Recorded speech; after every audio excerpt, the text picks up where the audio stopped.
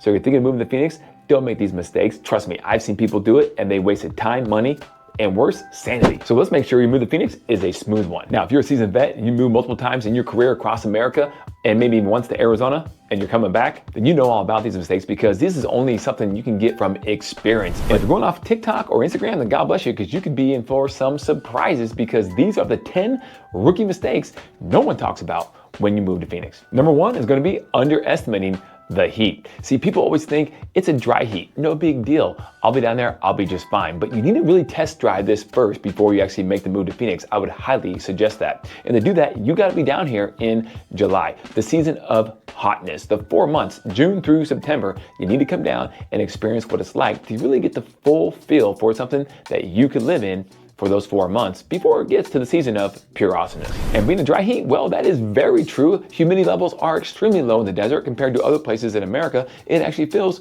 pretty dry and actually somewhat comfortable at a temperature that's gonna be somewhat miserable in, say, the Midwest, the South, or the East Coast. Let's take 100 degrees, for example. 100 degrees, honestly, in Phoenix, not that bad. Now you start getting the 104, 105 plus, it is hot, no question about it. But 100 degrees, I would say most of the time is gonna be equal to something in the upper 80s in most of the places across the country because of the lack of humidity. But there's no doubt it gets hot in summertime. In fact, use the reference of being in an oven, not that anyone hopefully has ever done that, but if you're in an oven and the heat is just sweltering on top of you, that's kind of what dry heat feels like, and it is hot. We're talking car dashes, sometimes reaching 130, 140 degrees inside that car until the AC kicks in. We're talking on very rare occasions, planes not being able to take off on the runway and the tarmac at Sky Harbor Airport because the heat index is too high and the rubber wheels, they don't like that much. We're talking people who come in from out of state knowing it's hot and going on a hike up a mountain because it's not that bad out until you get 20, 30 minutes into your hike and realize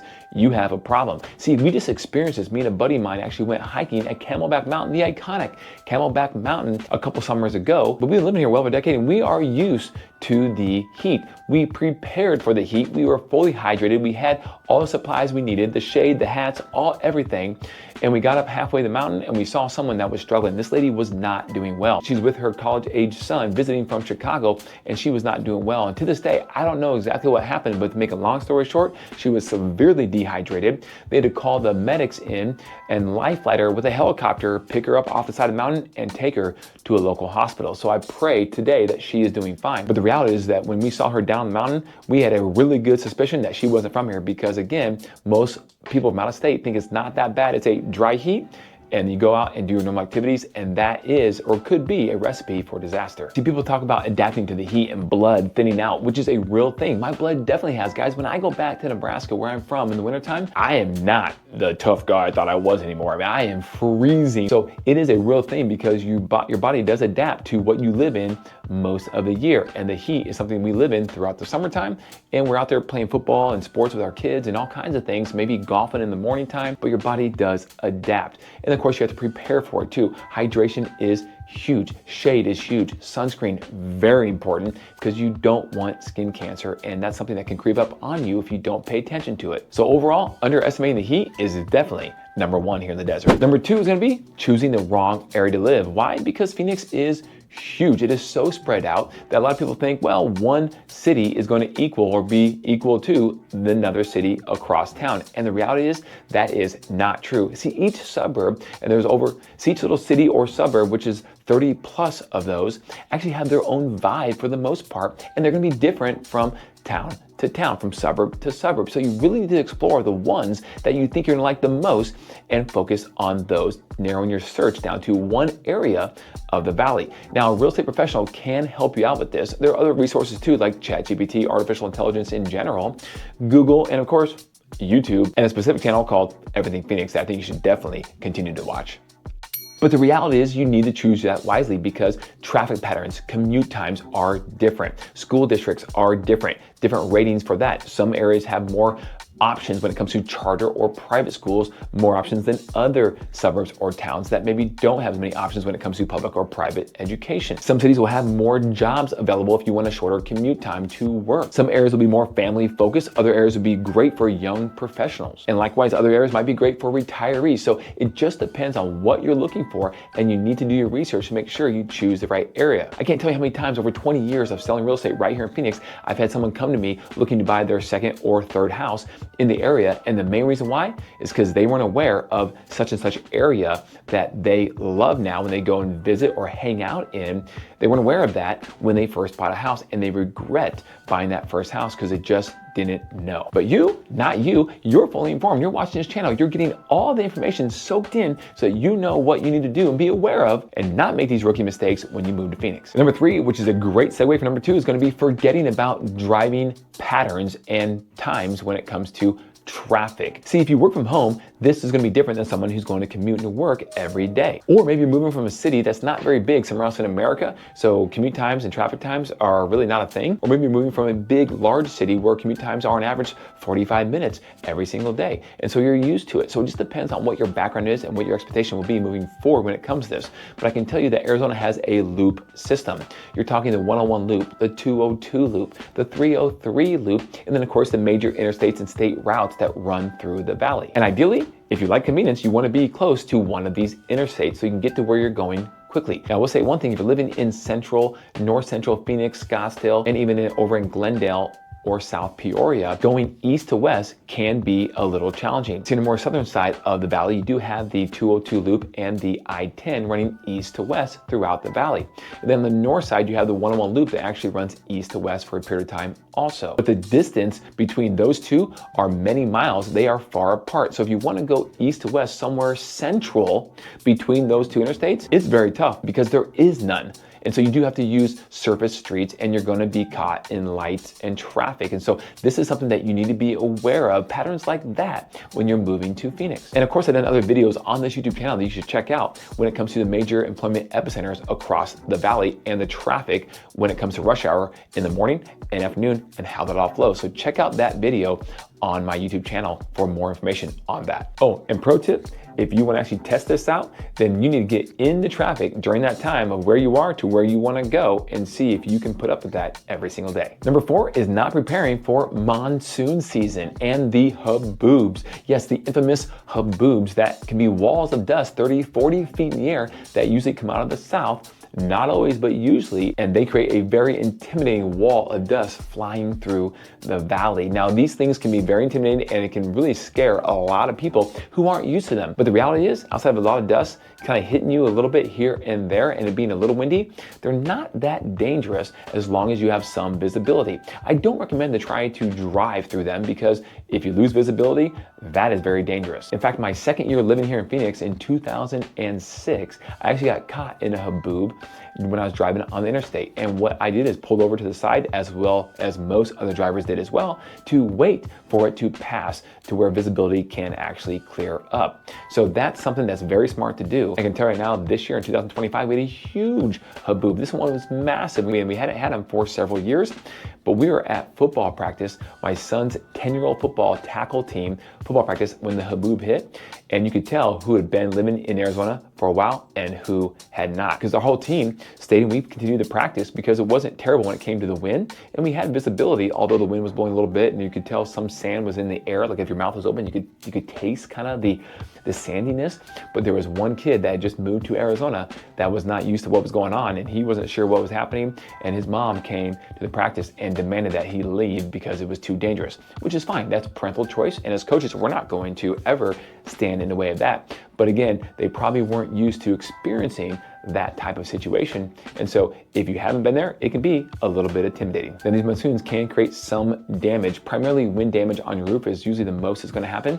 And then outside of that, it gets annoying because it makes your patio furniture, outdoor furniture, a little dusty. So you have to wipe that down. But outside of that, they're not terribly destructive, but they look fierce. The 5th rookie mistake is going to be ignoring the HOAs, homeowners associations.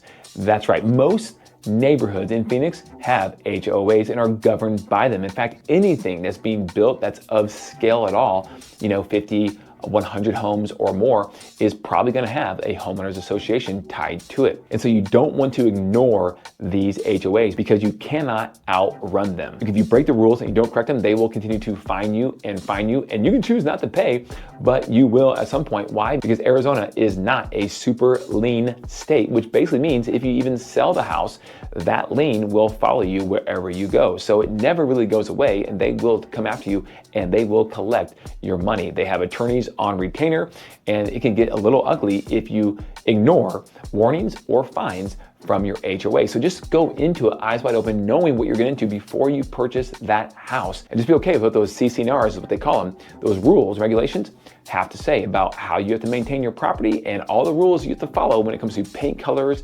landscaping, what kind of trees and what kind of desert landscaping, how many you have to have in your front yard, and these types of rules. Just be fully aware of that stuff before you buy your house. Mistake number 6 is going to be assuming that every house has a pool, because they don't. Now, the majority of houses do have pools in the Phoenix area, but a lot of them still don't. And so if you really want a pool, that shouldn't be that big of a deal to find one with a pool, but homes with pools are typically going to be a little more expensive than ones without. Why? Because it's a premium, and most people don't have $50,000 plus or minus up to put a pool in once you buy your house. And so a lot of people value homes with pools a little more if they want one, because they will pay more for a house so they can roll the cost of that pool effectively into their mortgage and not to come out of pocket $50,000 to put one in. But if you do buy a house with a pool, be aware that they are expensive to maintain. You're talking on average somewhere in the ballpark of about $150 a month for a professional pool service to maintain your pool. Now, there are options where you can pay a little less and then you just buy the chemicals on top of it. And there's options where there could be a little more based upon how frequent you want the service. But generally speaking, you should budget about $150 to have a pool service, maintain your pool and keep that water crystal clear all year long. But in addition to that, you do have the maintenance of the equipment, the filter, the pump, any of the piping for leaks, and if you have a heater for a spa or the pool, you have to maintain all of these things. Not to mention, after a little while, the surface of the pool will start to deteriorate. The main surface in Phoenix for pools is going to be PebbleTech. Now, there are some plaster pools as well, but they are kind of going away, and when people have to resurface, they typically choose PebbleTech because it will last longer with the extreme heat. And every 3 to 5 years, you're going to want to drain your pool water, and you're going to fill it back up with fresh water, because after a period of time, because of the hardness of the water, it becomes a little more challenging to maintain crystal clear water, even with the chemicals, because the water just kind of quote unquote goes bad. So that's going to be the cost to drain it and a cost to fill it back up as well. But a pro tip, do not try doing that in the summertime.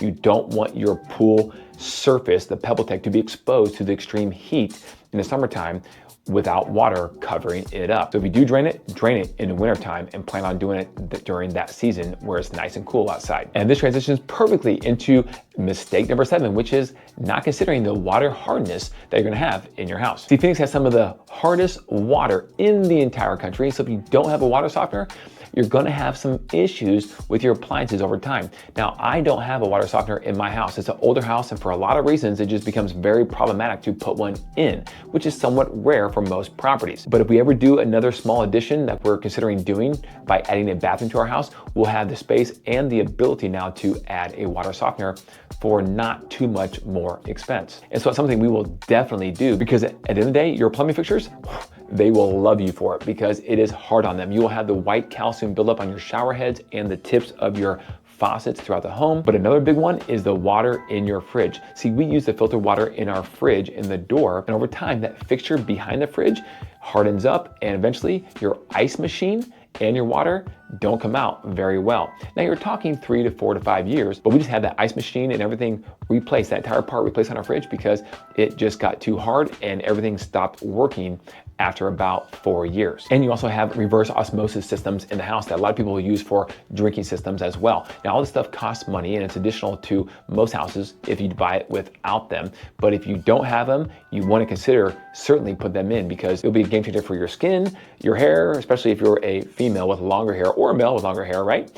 And the drinking water overall. So something to strongly consider if you're moving to Phoenix. Mistake number 8 is judging the cost of cooling your home. See, a lot of people will never ask the previous homeowner, hey, what's your air conditioning bill? What's your electric bill for the entire year? I want to see it over the entire year. Why? Because some people will choose to do the equalizer plan that both electric companies will offer you as a resident in Phoenix to normalize and equalize the payment throughout the course of the year. It's just averaging the payment so you don't have these big swings up in the summer and low swings in the winter. If you don't ask for those bills, you never really will know, and you'll be guessing as to what the AC bill might be based upon the age of the units, how many units they have, and the size of the home.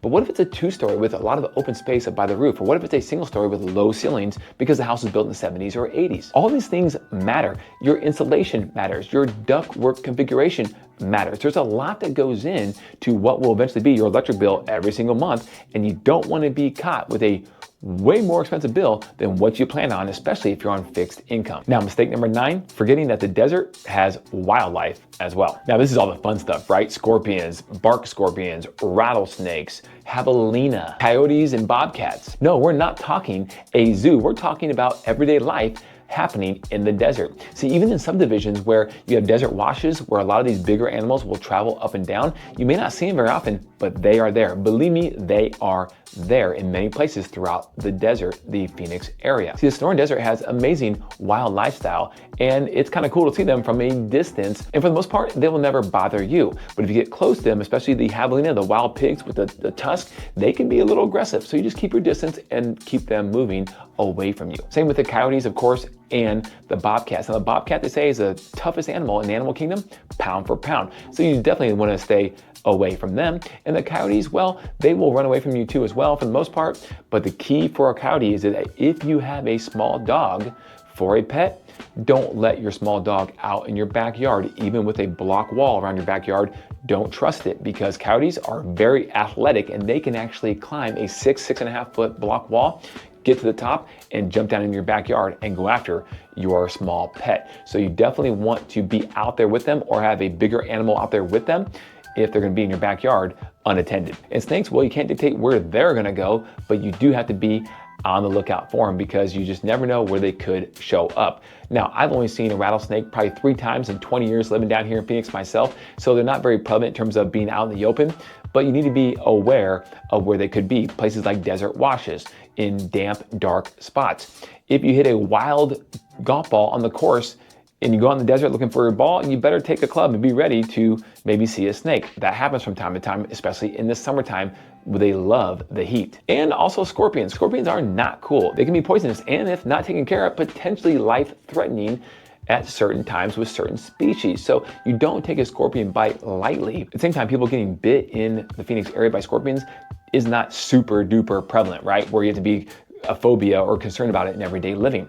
But you do want to be aware, and you do want to do preventative things to try to keep them away from your living spaces by sealing the bottom of your house, by the stem wall, okay? By having pest treatment coming out, once every month or once every 2 months to make sure there's no food source for the scorpions like crickets, and to keep brush and trees cut back away from your house and the roof, because they will climb up the tree and they could drop from a branch onto the roof, and then they can get very, very skinny and get into really tight spots. So you just want to try to prevent those things from ideally happening. So at the end of the day, they can be scary, but honestly, it's nothing you should overwhelmingly be worried about. And number 10 for a rookie mistake is assuming that the construction of homes is going to be just like they are where you currently live. Because my guess, knowing how houses are constructed here in the desert, it's going to be a little bit different from where you came from. And that includes your fencing around your yard. See, in the Midwest and East Coast, there's plenty of homes and neighborhoods that don't have any fencing in their backyards. And if they do, it could be a chain link fence that you can see all the way down the row of houses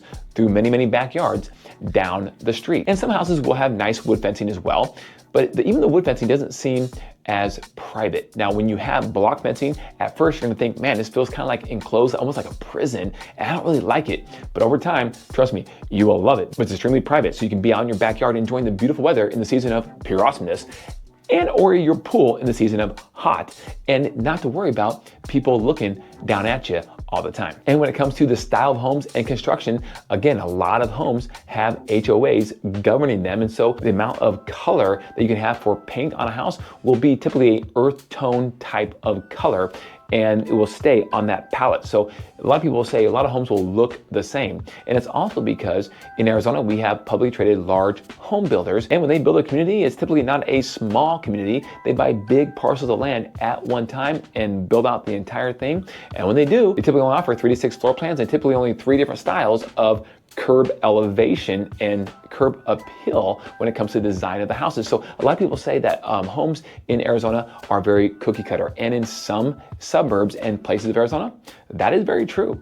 But in other places, there are wildly different homes, custom homes, homes built in the 70s, 80s, or maybe 90s that were not tract homes, and they look wildly different. Places like the Cactus Corridor, Arcadia area, and there's other places like that throughout the entire Phoenix area that you will love. The historic districts are beautiful. So give us a call if you have any questions at 480-660-5974 about any of that. We'd be happy to point you in the right direction when it comes to custom type homes and neighborhoods that all don't look exactly the same. And one little bonus section for a mistake a lot of people don't understand are understanding taxes and insurance. Now, we're not going to go a deep dive in this, but when it comes to property taxes, Arizona is extremely cheap. And so you will save money on your monthly payment by having cheaper taxes. So don't compare your tax payment based upon the value of a house in Arizona or in Phoenix to other cities across America, because they could vary greatly when doing so. Taxes are paid in arrears. You always pay behind those property taxes in Arizona. And so when you go to sell a house, you will catch up those taxes that you're behind on, usually 6 to 12 months trailing. And when you sell a house, you may have some reserves they want you to put up front if you escrow your taxes and insurance into your monthly payment, but you will not have to pay anything up front. You pay for your property taxes moving forward. But the good news is, if you're going to compare the monthly payment for a certain dollar value of a house in another city to Arizona, most likely that payment will be lower for that same house that's priced the same in Phoenix, Arizona, because property taxes are very cheap in the desert. So if you're thinking about moving to Phoenix, my team helps people relocate literally every single week throughout the entire year, all the time, and we are passionate and love it. So please give us a call or text at 480-660-5974. We will be on standby to chat with you at your convenience. Oh, and don't forget, check out our relocation guide below. Click on the link in the description and we'll send that right to you as well. And if you want to know the 13 best day trips from Phoenix to other places across the entire beautiful state of Arizona, then watch the video on the slide next.